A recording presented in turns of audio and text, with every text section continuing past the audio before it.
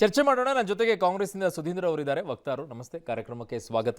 ಇನ್ನು ಬಿಜೆಪಿಯಿಂದ MG ಮಹೇಶ್ ಅವರಿದ್ದಾರೆ, ಮುಖ್ಯ ವಕ್ತಾರರು. ನಮಸ್ತೆ, ಕಾರ್ಯಕ್ರಮಕ್ಕೆ ಸ್ವಾಗತ. JDS ನಿಂದ ವೀರಣ್ಣ ಅವರಿದ್ದಾರೆ, ವಕ್ತಾರರು. ನಮಸ್ತೆ, ಕಾರ್ಯಕ್ರಮಕ್ಕೆ ಸ್ವಾಗತ. ಇನ್ನು ನಮ್ಮ ಜೊತೆಗೆ ಅಶ್ವಿನಿ ಗೌಡ ಅವರಿದ್ದಾರೆ, ಕರವೇ ಮಹಿಳಾ ಘಟಕದ ಅಧ್ಯಕ್ಷ. ಮೇಡಮ್ ನಮಸ್ತೆ, ಕಾರ್ಯಕ್ರಮಕ್ಕೆ ಸ್ವಾಗತ. ಇನ್ನು ಪ್ರವೀಣ್ ಶೆಟ್ಟಿ ಅವರಿದ್ದಾರೆ, ಕರವೇ ಅಧ್ಯಕ್ಷರು. ನಮಸ್ತೆ ಪ್ರವೀಣ್ ಶೆಟ್ಟಿ ಅವರೇ, ಕಾರ್ಯಕ್ರಮಕ್ಕೆ ನಿಮಗೆ ಸ್ವಾಗತ. ಪ್ರವೀಣ್ ಶೆಟ್ಟಿ ಅವರೇ, ಮೊದಲನೇದಾಗಿ ನಾನು ಸರ್ಕಾರದ ವತಿಯಿಂದ ಈಗ ವಕ್ತಾರರಾಗಿರುವಂಥ ಕಾಂಗ್ರೆಸ್ನವರು ಇದ್ದಾರೆ, ಸುಧೀಂದ್ರ ಅವರೇ, ಕನ್ನಡ ಭಾಷೆಯನ್ನು ನಾವು ಹಾಕಿ ಅಂತ ನಮ್ಮ ರಾಜ್ಯದಲ್ಲಿ ನಾವು ಕೇಳುವಂಥ ಪರಿಸ್ಥಿತಿಗೆ ತಂದಿಟ್ಕೊಂಡ್ಬಿಟ್ವಿ ಅಂತ. ಸರ್ಕಾರ ಇದಕ್ಕೆ ಹೊಣೆ ಆಗಲ್ವಾ? ನೋಡಿ, ಇದು ಇವತ್ತಿನ ಒಂದು ವಿಷಯ ಅಥವಾ ನಿನ್ನೆ ಒಂದು ವಿಷಯ ಅಲ್ಲ.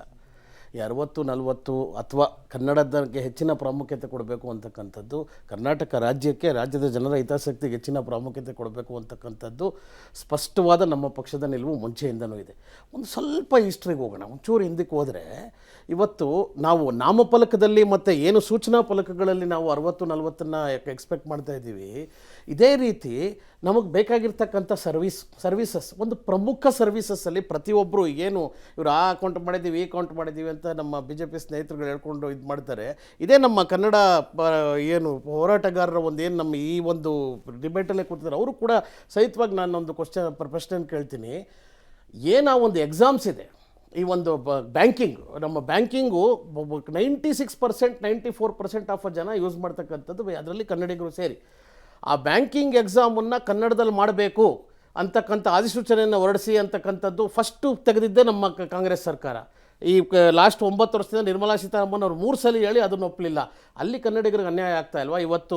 ಇವತ್ತು ಅಷ್ಟೇ ನಾನು ಬರ್ತಾ ಇದಕ್ಕೆ ಪ್ರಿಪೇರ್ ಆಗ್ತಾ ಒಂದು ಮಾತು ನೋಡ್ತಾ ಇದ್ದೆ. 1 ನಿಮಿಷ, ನನಗೆ 10 ಸೆಕೆಂಡ್ ಅವಕಾಶ ಕೊಡಿ. ನನಗೆ 10 ಸೆಕೆಂಡ್ ಅವಕಾಶ ಕೊಡಿ. ಅನ್ಯಾಯ ನನಗೆ ತುಳಿಯೋದಕ್ಕೂ ವ್ಯತ್ಯಾಸ ಇದೆ. 1 ನಿಮಿಷ, ಒಂದು 10 ಸೆಕೆಂಡ್ ಕಾಲ ಅವಕಾಶ. Exactly the point. ಒಂದು ಬ್ಯಾಂಕ್ಗೆ ಹೋದ್ರೆ ಕನ್ನಡ, ರೂರಲ್ ಅಲ್ಲಿ ಒಂದು ಬ್ಯಾಂಕ್ಗೆ ಹೋದ್ರೆ ಕನ್ನಡ ಗೊತ್ತಿಲ್ಲದೆ ನಾನು ಹೇಳತಕ್ಕಂಥದ್ದು ಮುಗಿಸೋ ತನಕ ನನಗೆ 15 ಸೆಕೆಂಡ್ ಮೇಲೆ ತಗೊಳ್ಳಲ್ಲ. ನಾನು ರೂರಲ್ ಒಂದು ಬ್ಯಾಂಕಿಂಗ್ ಹೋದರೆ ಬಂದವ್ರಿಗೆ ಬೇರೆ ಭಾಷೆ ಬರಲ್ಲ, ಅಲ್ಲಿರ್ತಕ್ಕಂಥ ಸಿಬ್ಬಂದಿಗೆ ಕನ್ನಡ ಬರೋದಿಲ್ಲ. ಯಾವ ರೀತಿ ತೊಂದರೆ ಆಗ್ತದೆ? ಅದಕ್ಕೆ ತೊಂದರೆ. ಇವತ್ತು ನಾಮಫಲಕಗಳು ಸರ್ಕಾರದ ಬದ್ಧತೆ ನಾಮಫಲಕಕ್ಕೆ ಎಷ್ಟಿದೆ ಅಂದರೆ, ಸುಗ್ರೀವಾಜ್ಞೆ ಹೊರಡಿಸಿದ್ದಾರೆ. ನೀವು ಒಂದು ತಿಳ್ಕೋಬೇಕು, ಏನೇನಕ್ಕೂ ಆರ್ಡಿನೆನ್ಸ್ ಮಾಡ್ತಾರೆ ಅಂಥದ್ರಲ್ಲಿ ನಮ್ಮ ಸರ್ಕಾರದವರು ಕರ್ನಾಟಕದ ಬಗ್ಗೆ ಬದ್ಧತೆ ಎಷ್ಟಿದೆ ಈ ನಾಮಫಲಕ, ಈ ಒಂದು ಪರ್ಟಿಕ್ಯುಲರ್ ಇಶ್ಯೂನಲ್ಲಿ, ಈ ಒಂದು ಪರ್ಟಿಕ್ಯುಲರ್ ಸ್ಟ್ಯಾನ್ಸ್ನಲ್ಲಿ ಅಂದರೆ ಸುಗ್ರೀವಾಜ್ಞೆಯನ್ನು ಹೊರಡಿಸಿ ವೆರಿ ಗುಡ್. ಮತ್ತೆ ಅದಕ್ಕಿನ್ನ ಬದ್ಧತೆ ಇನ್ನೇನು ಕೇಳ್ತೀರಿ? 1 ಸೆಕೆಂಡ್, ಬದ್ಧತೆ ಇದೆಯಲ್ವಾ? ಫೈನ್.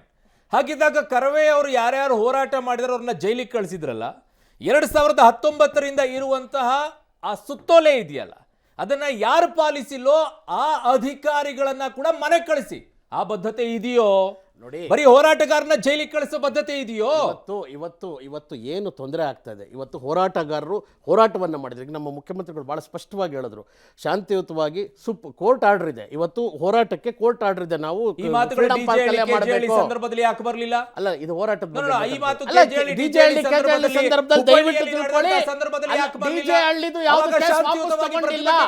ನ್ಯಾಯಾಲಯದಲ್ಲಿದೆ. ಯಾರೋ ಒಬ್ರು ಶಾಸಕರು ಹೇಳಿದ್ರು ತಗೋತೀವಿ ಅಂತ, ಆದ್ರೆ ಸರ್ಕಾರ ತಗೋತಾ?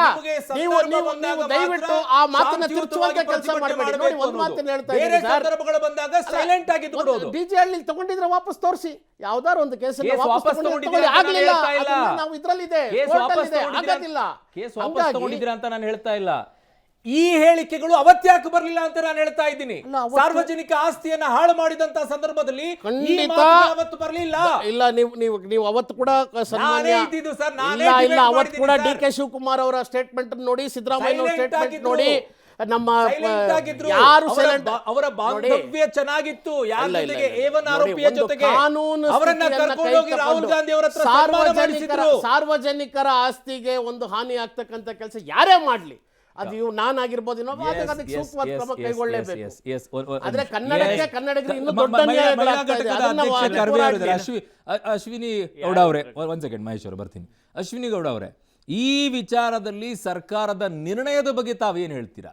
ಒಂದು ಕಡೆಗೆ ಇದನ್ನ ಪಾಲನೆ ಮಾಡದೇ ಇರುವಂತಹ ಅಧಿಕಾರಿಗಳನ್ನ ಚೆನ್ನಾಗಿ ಇಟ್ಕೊಂಡು ಕೂತಿದ್ದಾರೆ, ಇದನ್ನ ಪಾಲನೆ ಮಾಡಿ ಅಂತ ಹೇಳಿ ಹೋರಾಟ ಮಾಡಿದಂಥವ್ರನ್ನ ಜೈಲಿಗೆ ಕಳಿಸಿದ್ದಾರೆ. ಇದು ಯಾವ ಬದ್ಧತೆ? ಮೊದಲನೇದಾಗಿ ಕರ್ನಾಟಕ ರಕ್ಷಣಾ ವೇದಿಕೆಯ ಮಹಿಳಾ ಗೌರವಾಧ್ಯಕ್ಷರಾಗಿ ನಾನು ಇದನ್ನ ಖಂಡಿಸ್ತೀನಿ. ರಾಜಕಾರಣಿಗಳಿಗೆ ಒಂದು ನ್ಯಾಯ, ಹೋರಾಟಗಾರರಿಗೆ ಇನ್ನೊಂದು ನ್ಯಾಯ ಇವರ ಪ್ರಕಾರ. ಬಹುಶಃ ಇವತ್ತು ಸರ್ಕಾರದ ಅಧಿಕಾರಿಗಳು ಏನಿದ್ದಾರೆ ಅವರು ಮಾಡಬೇಕಾದಂತ ಕೆಲಸವನ್ನ ಇವತ್ತು ಹೋರಾಟಗಾರರು ಮಾಡ್ತಾ ಇರುವಂತದ್ದು. ಯಾಕೆ ಈ ಸರ್ಕಾರಕ್ಕೆ ಅವ್ರದೇ ಅಧಿಕಾರಿಗಳ ಮೇಲೆ ಕ್ರಮ ತಗೊಳ್ಳುವಂತ ತಾಕತ್ತಿಲ್ವಾ? ಹಾಗಾದ್ರೆ ಇಡೀ ಕರ್ನಾಟಕವನ್ನ ನೀವು ವಲಸಿಗರಿಗೆ ಮಾರ್ಬಿಟ್ಟಿದ್ದೀರಾ ಅಂತ ಹೇಳಿ ನನ್ನ ಪ್ರಶ್ನೆ. ಇವತ್ತು ಸರ್ಕಾರ ನಮ್ಮನ್ನ ನಡೆಸ್ಕೊತಾ ಇರುವಂತ ರೀತಿ ಇದೆಯಲ್ಲ, ಬಹುಶಃ 25 ವರ್ಷದ ನಮ್ಮ ಟಿ.ಎನ್. ನಾರಾಯಣಗೌಡರ ಒಂದು ಹೋರಾಟದ ಹಾದಿಯಲ್ಲಿ ಯಾರೂ ಕೂಡ ಇಷ್ಟು ಕೆಟ್ಟದಾಗಿ ನಮ್ಮ ಅಧ್ಯಕ್ಷರನ್ನ ಯಾರೂ ಕೂಡ ಬಳಸ್ಕೊಂಡಿರ್ಲಿಲ್ಲ, ಯಾರೂ ಕೂಡ ನಡೆಸ್ಕೊಂಡಿರ್ಲಿಲ್ಲ. ಇವತ್ತು ನನಗೆ ಬಹಳ ದುಃಖ ಆಗುತ್ತೆ. ನಿನ್ನೆ ಟಿ.ಎನ್. ನಾರಾಯಣಗೌಡರು ಒಂದು ರ್ಯಾಲಿಯನ್ನ ಬಹಳ ಶಾಂತಿಯುತವಾಗಿ ನಾವು ಮಾಡಬೇಕು ಅಂತ ಹೇಳಿ ಪ್ರಾರಂಭ ಮಾಡಿದಂತ ಸಂದರ್ಭದಲ್ಲಿ ನಮ್ಮ ಗೌಡ್ರಿಗೆ ಯಾವುದೇ ವಿಚಾರ ಗೊತ್ತಿಲ್ಲ. ನಮ್ಮ ಗಾಡಿಯನ್ನ ತಡೆಗಟ್ತಾರೆ, ಕ್ಯಾಂಟರ್ ಇಂದ ಕೆಳಗಿಳಿಸ್ತಾರೆ ಪೊಲೀಸ್ನವರು. ಅಲ್ಲಿಂದ 10 ಹೆಜ್ಜೆ ಕೂಡ ಅವ್ರನ್ನ ನಡೆಯೋದಕ್ಕೆ ಬಿಡೋದಿಲ್ಲ. ತೆಗೆದು ಅವ್ರನ್ನ ಎಳೆದು, ಅವ್ರಿಗೆ ಆರೋಗ್ಯದ ಸಮಸ್ಯೆ ಇದೆ ಅದೆಲ್ಲವೂ ಗೊತ್ತಿದ್ರು ಕೂಡ ಅವ್ರನ್ನ ಎಳೆದು ತಳ್ಳಿ ಮಾಡಿ ಅವ್ರನ್ನ ಬಸ್ ಒಳಗೆ ನೂಕಿ, ತದನಂತರದಲ್ಲಿ ಇವ್ರೇ ಪೊಲೀಸ್ ಅಧಿಕಾರಿಗಳನ್ನ ಸಿವಿಲ್ ಡ್ರೆಸ್ ಅಲ್ಲಿ ಕೂರಿಸ್ಕೊಂಡು ಇವರು ನಮ್ಮ ಒಂದು ತಂಡಗಳು ಏನ್ ಬಂದಿತ್ತು ಅದನ್ನ ವಿಭಾಗಗಳನ್ನ ಮಾಡಿ ಅವ್ರಿಗೆ ಬೆರಳನ್ನ ತೋರಿಸಿ ಇಲ್ಲಿ ಬೋರ್ಡ್ ಅನ್ನ ಹೊಡೆದಾಕಿ ಅಲ್ಲಿ ಬ್ಯಾನರ್ ಗಳನ್ನ ಮಾಡಿ ಇಲ್ಲಿ ಧ್ವಂಸ ಮಾಡಿ ಅಂತ ಹೇಳಿ ಪೊಲೀಸರೇ ಕುಮ್ಮಕ್ಕನ್ನ ಕೊಟ್ಟು ಇವತ್ತು ನಮ್ಮ ರಾಜ್ಯಾಧ್ಯಕ್ಷರನ್ನ ಜೈಲಿಗೆ ಕಳಿಸಿರುವಂತದ್ದು. ಈ ಎಲ್ಲ ಫುಟೇಜ್ಗಳು ಅಶ್ವಿನಿ ಗೌಡ ಅವರೇ ಬಹುದೊಡ್ಡ ಆರೋಪ ಮಾಡ್ತಾ ಇದ್ದೀರಾ. ಅಂದ್ರೆ ಬೋರ್ಡ್ ಗಳನ್ನ ಹೊಡೆದಾಕ ಕೇಳಿದ್ದು ಪೊಲೀಸರ? ಸರ್ ಖಂಡಿತ ಈಗ ನಾನು ಯಾಕೆ ವಿಚಾರವನ್ನ ನಿಮ್ಮ ಮುಂದೆ ಇಡ್ತಾ ಇದ್ದೀನಿ ಅಂತಂದ್ರೆ, ಅಲ್ಲಿ ಬರೀ ಪೊಲೀಸರು ಅವರ ಡ್ರೆಸ್ ಅಲ್ಲಿ ಇರ್ಲಿಲ್ಲ ಸರ್, ಸಿವಿಲ್ ಡ್ರೆಸ್ ಅಲ್ಲಿ, ಯೂನಿಫಾರ್ಮ್ ಇಲ್ಲದೆ ಕಲರ್ ಡ್ರೆಸ್ ಅಲ್ಲಿ ಒಂದಷ್ಟು ಪೊಲೀಸ್ ಆಫೀಸರ್ಗಳು ಅಲ್ಲಿದ್ರು, ಒಂದಷ್ಟು ಪೊಲೀಸ್ ಅಧಿಕಾರಿಗಳಿದ್ರು. ಎಲ್ಲರೂ ಕೂಡ ಗುಂಪನ್ನ ಚದರಿಸಬೇಕು ಅನ್ನೋ ಒಂದು ಕಾರಣದಿಂದ ಒಂದು ಹುನ್ನಾರವನ್ನ ಮಾಡಿಕೊಂಡು ಇವೆಲ್ಲವನ್ನ ಮಾಡಿರುವಂತದ್ದು ನಮ್ಮ ಗಮನಕ್ಕೆ ಈಗ ಬರ್ತಾ ಇದೆ. ಯಾಕಂತಂದ್ರೆ ಒಂದಷ್ಟು ಜನ ಅಲ್ಲಿದ್ರು, ಹೊಸ ವಿಚಾರವನ್ನ ಎತ್ತಾ ಇದ್ದೀರಾ ರಾಜ್ಯಾಧ್ಯಕ್ಷರನ್ನ ಸರ್ ಖಂಡಿತವಾಗ್ಲು. ಯಾಕಂತಂದ್ರೆ ಇವ್ರಿಗೆ ಬೇಕಾಗಿದ್ದು ಇದೇನೆ, ಈ ಹುನ್ನಾರವನ್ನ. ಯಾಕಂದ್ರೆ ಇವತ್ತು ಹೋರಾಟಗಾರನ್ನ ಹತ್ತಿಕ್ಕುವಂತ ಕೆಲಸ ಮಾಡಬೇಕು ಅನ್ನುವಂಥದ್ದೇ ಈ ಸರ್ಕಾರದ ಹುನ್ನಾರ. ಪ್ರವೀಣ್ ಶೆಟ್ರೆ, ಯಾಕೆ ನೀವು ನಿಮ್ಮ ಅಧಿಕಾರಿಗಳನ್ನ ಪ್ರಶ್ನೆ ಮಾಡ್ತಾ ಇಲ್ಲ? ಬರ್ತೀನಿ ಅಶ್ವಿನಿ ಗೌಡ ಅವರು, ನೀವು ಬಹಳ ದೊಡ್ಡ ಗಂಭೀರವಾಗಿರುವಂತ ಆರೋಪ ಮಾಡ್ತಾ ಇದ್ದೀರಾ. ಪ್ರವೀಣ್ ಶೆಟ್ರೆ, ಇವತ್ತಿನ ಈ ಸರ್ಕಾರದ ನಿರ್ಣಯದ ಬಗ್ಗೆ ತಮ್ಮ ಅಭಿಪ್ರಾಯ ಏನು? ಸರ್ಕಾರ ಅಮಾಯಕ ಹೋರಾಟಗಾರರನ್ನ ಇವತ್ತು ಲಾಠಿಗಳಲ್ಲಿ ಹೊಡೆದು ಅವ್ರನ್ನ ಜೈಲಿಗೆ ಹಾಕಿರೋದನ್ನ ಕರ್ನಾಟಕ ರಕ್ಷಣಾ ವೇದಿಕೆ ತೀವ್ರವಾಗಿ ಖಂಡಿಸ್ತೀವಿ. ಯಾಕಂದರೆ ಅನೇಕ ವರ್ಷಗಳಿಂದ 2004ನೇ ಇಸ್ವಿಯಲ್ಲಿ ಇದೇ ಥರ ನಾವು ದಾಳಿಯನ್ನು ಮಾಡಿದ್ದೀವಿ, ನಾಮಫಲಕಗಳನ್ನು ಹೊಡೆದಾಗಿದ್ದೀವಿ. ಆವತ್ತಿಂದ ಸರ್ಕಾರ ಈ ಅಧಿಕಾರಿಗಳು ಯಾವುದೇ ಪರವಾನಗಿ ಕೊಡಬೇಕಾದ್ರೂ 60% ಕನ್ನಡದಲ್ಲಿ ಇರಬೇಕನ್ನುವಂಥದ್ದಿದೆ. ಆದರೆ ಯಾಕೆ ನಿರ್ಲಕ್ಷ್ಯ ಮಾಡಿದ್ದಾರೆ ಈ ಸರ್ಕಾರ ಮತ್ತು ಅಧಿಕಾರಿಗಳು? ಅವ್ರ ವಿರುದ್ಧ ಯಾಕೆ ಕ್ರಮ ತಗೊಂಡಿಲ್ಲ? ಕನ್ನಡ ಹೋರಾಟಗಾರನ್ನು ಡಕಾಯಿತರ, ದರೋಡೆಕೋರರ ಅಥವಾ ಎಲ್ಲಾದರೂ ಕೊಲೆಗಿಲೆ ಮಾಡಿದಾರ? ಆ ರೀತಿ ಅಮಾನ್ಯವಾಗಿ ಕೃತ್ಯಗಳನ್ನ ಮಾಡೋದ್ರ ಮುಖಾಂತರ ಅವರಿಗೆ ಜೈಲಿಗೆ ಅಟ್ಟುವಂಥ ಕೆಲಸವನ್ನು ಯಾಕೆ ಮಾಡಿದ್ದಾರೆ? ಇವತ್ತು ಮನುಷ್ಯನಿಗೆ ದುಡಿಮೆ ಇದೆಯೋ ಇಲ್ವೋ ಗೊತ್ತಿಲ್ಲ, ಅದು ಆರೋಗ್ಯ ಸರಿ ಇದೆಯೋ ಇಲ್ವೋ ಗೊತ್ತಿಲ್ಲ, ಆದರೆ ದಿನನಿತ್ಯ ಅವ್ನು ಕೋರ್ಟಿಗೆ ಹೋಗಬೇಕಾಗಿದೆ ಕನ್ನಡ ಹೋರಾಟಗಾರ. ಅವ್ರ ಮೇಲಿರುವಂಥ ಮೊಕದ್ದಮೆ ಯಾವ ಥರ ತೆಗೆದಿದ್ದೀರಾ? ನಾವು ಯಾವ ಥರ ಅಧಿಕಾರಕ್ಕಾಗಿ ಹೋರಾಟಗಳನ್ನು ಮಾಡಿದ್ದೀವಾ ಅಥವಾ ಹಣಕ್ಕಾಗಿ ಮಾಡಿದ್ದೀವಾ? ಯಾಕೆ ಈ ರೀತಿ ಕನ್ನಡ ಹೋರಾಟಗಾರರ ಬಗ್ಗೆ ನಿರ್ಲಕ್ಷ್ಯ? ನಾನು ಸರ್ಕಾರಕ್ಕೆ ಎಚ್ಚರಿಕೆಯನ್ನು ಕೊಡ್ತಾ ಇದ್ದೀನಿ. ಈ ಕೂಡಲೇ ಬೇಷರತ್ತಾಗಿ ಕನ್ನಡ ಕಾರ್ಯಕರ್ತರ ಮೇಲೆ ಇರುವಂಥ ಮೊಕದ್ದಮೆಯನ್ನು ವಾಪಸ್ ಪಡಿಬೇಕು, ಅವ್ರನ್ನ ಈ ಕೂಡಲೇ ಬಿಡುಗಡೆ ಮಾಡಬೇಕು ಅನ್ನೋಂಥ ಒತ್ತಾಯವನ್ನು ಮಾಡ್ತಾ ಇದ್ದೀವಿ. ಇಲ್ಲ ಅಂದರೆ ಎಲ್ಲರೂ ಒಟ್ಟಿಗೆ ಏನಾದರೂ ಬೆಂಗಳೂರು ನಗರಕ್ಕೆ ಇಳಿದ್ರೆ ಮತ್ತೆ ಕ್ರಾಂತಿ ಆಗುತ್ತೆ ಈ ರಾಜ್ಯದಲ್ಲಿ. ಎಚ್ಚರಿಕೆಯಿಂದ ಅಧಿಕಾರಿಗಳು ಮತ್ತು ಆಡಳಿತ ಮಾಡುವಂಥ ಸರ್ಕಾರಗಳು, ಪಾರ್ಟಿಗಳು, ಎಲ್ಲ ಪಕ್ಷಗಳು ಒಂದೇ. ಕನ್ನಡ ಹೋರಾಟಗಾರನ ನಿರ್ಲಕ್ಷ್ಯ ಮಾಡಿರುವಂಥದ್ದು, ಕನ್ನಡ ಹೋರಾಟಗಾರರ ಮೇಲೆ ಕೇಸ್ ಹಾಕಿರುವಂಥದ್ದು, ನೈತಿಕ ಪೊಲೀಸ್ಗಿರಿ ಮಾಡುವವ್ರನ್ನ ಬಿಡಿಸ್ಕೊಬರುವಂಥದ್ದು, ಅವ್ರ ಕೇಸ್ ವಾಪಸ್ ತೆಗೆಯುವಂಥದ್ದು, ಹಲವು ಮೂಲಭೂತವಾದಿಗಳ ಮೇಲಿರುವಂಥ ಮೊಕದ್ದಮೆಯನ್ನು ವಾಪಸ್ ಪಡೆಯುವಂಥದ್ದು. ಕನ್ನಡ ಹೋರಾಟಗಾರರು ಏನು ಮಾಡಿದ್ದಾರೆ ರೀ? ನಾಡು ನುಡಿಗಾಗಿ ಪ್ರಾಮಾಣಿಕವಾಗಿ ಸೇವೆ ಮಾಡ್ತಾ ಇದ್ದಾರೆ ಎಷ್ಟು ವರ್ಷಗಳಿಂದ. ಬೆಳಗಾವಿ ಗಡಿಯಲ್ಲಿ ಓಟಿಗಾಗಿ ನೀವು ರಾಜಕೀಯವನ್ನು ಮಾಡ್ತಾ ಇದ್ದೀರಾ. ಬೆಂಗಳೂರಿನಲ್ಲಿ ಬೇರೆ ಭಾಷೆಯವ್ರನ್ನ ಓಲೈಸ್ಕೊಳ್ಳಿಕ್ಕೆ ರಾಜಕೀಯ ಮಾಡ್ತಾ ಇದ್ದೀರಾ. ಇದು ಬೇಕಿತ್ತ ನಮಗೆ? ಇಲ್ಲಿ ಕನ್ನಡಿಗರಿಗೆ ನಿರಂತರವಾಗಿ ಅನ್ಯಾಯ ಆಗ್ತಾ ಇದೆ. ಉದ್ಯೋಗದಲ್ಲಿ IT-BT ಸೆಕ್ಟರ್ ಅಲ್ಲಿ ಅನ್ಯಾಯ ಆಗ್ತಾ ಇದೆ, ದಾಳಿ ಆಗ್ತಾ ಇದೆ, ಸಂಸತ್ತಿ ಮೇಲೆ ಸಂದಾಯವನ್ನ ಮಾಡ್ತಾ ಇಲ್ವಾ ಸರ್ಕಾರ?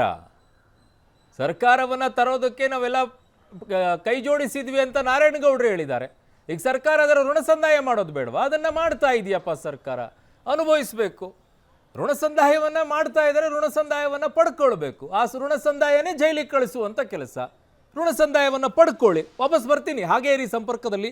BJP ಮತ್ತು JDSನವ್ರನ್ನು ಕೂಡ ನಾನು ಮಾತನಾಡಿಸ್ಬೇಕು. ಇವತ್ತು ನನ್ನ ದೊಡ್ಡ ಪ್ಯಾನಲ್ ಇದೆ, ಚರ್ಚೆಯನ್ನು ಮಾಡೋಣ.